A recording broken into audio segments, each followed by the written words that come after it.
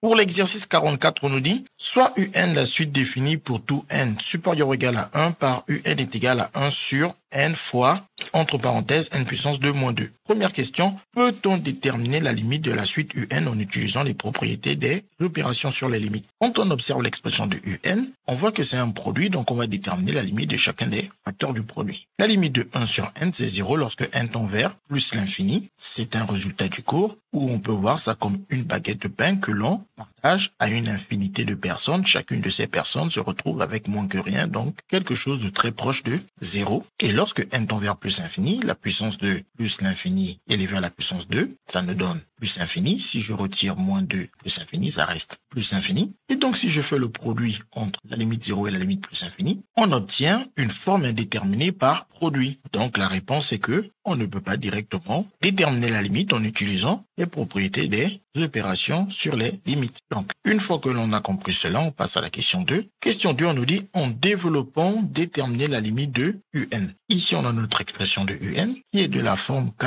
facteur de K moins B, dont la formule donne que le K distribué à A donne K fois A et le K distribué à B avec le moins, ça nous fait moins K fois B. Et comme le K, c'est notre 1 sur N et que le A, c'est notre N carré et que le B, c'est notre 2, on obtient alors 1 sur N fois N carré moins 1 sur N fois 2. Puis, on a N puissance 2, ça veut dire qu'il y a deux facteurs N en haut avec un seul facteur N en bas. On simplifie, il va juste nous rester un seul N en haut qui multiplie ce 1 et nous donne un N, c'est-à-dire N. Tout ce calcul ne donne que N. Et ici, on a une division et une multiplication. On peut commencer par dire qu'on fait la multiplication 1 fois 2, 2, et après on fait la division, 2 divisé par N que l'on va laisser 2 sur N.